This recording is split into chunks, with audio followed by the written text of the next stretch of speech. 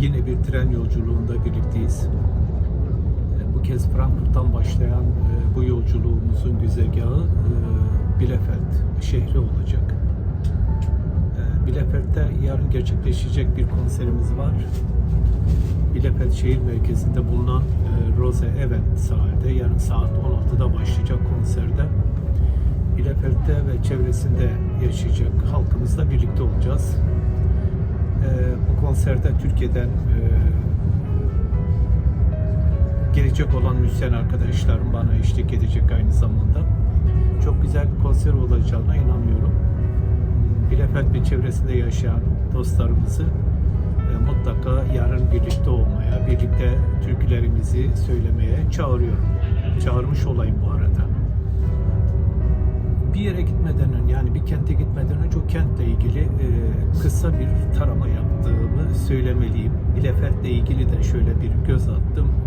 Nasıl bir kent olduğu. Benim yabancısı olmadığım bir kent aslında. 1980'lerin başında bir süre kaldığım bir kent aynı zamanda. Bielefeld Almanya'nın kuzeybatısında, yani Kuzey Ren-Vesfalya eyaletinin bir kentidir. Bölgenin de ticari olarak en büyük merkezlerinden biri.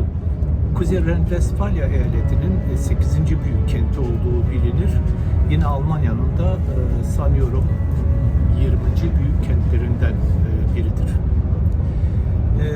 Bielefeld'de yaklaşık 330 bin nüfusun yaklaşık 40 binini yabancı ülkelerden gelen insanlar oluşturuyor.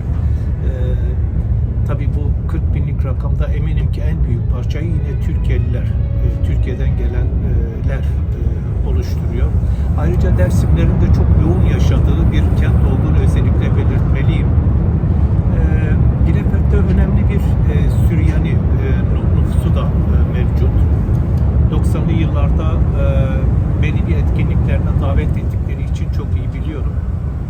Mezopotamya'nın kadim topluluklarından biri olan Süryaniler aslında baskın bir diaspora nüfusuna da sahip olduklarını belirtmekte yarar var.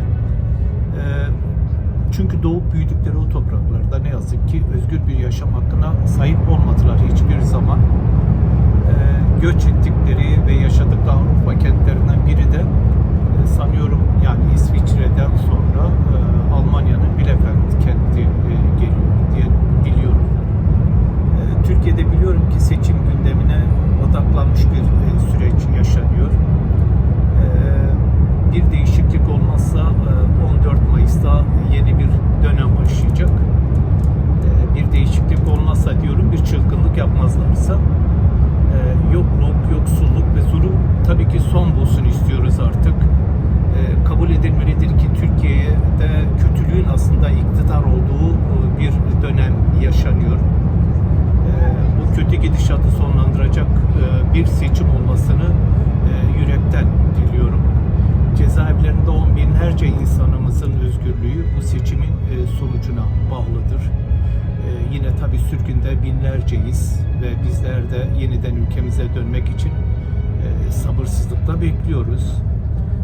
Yeniden sevgiyle kucaklaşacağımız, birlikte türkülerimi özgürce söyleyeceğimiz günlerin özlemi var. Hepinizi sevgiyle selamlıyorum. Yeni bir tren yolculuğunda buluşmak üzere diyorum. Hoşça kalın.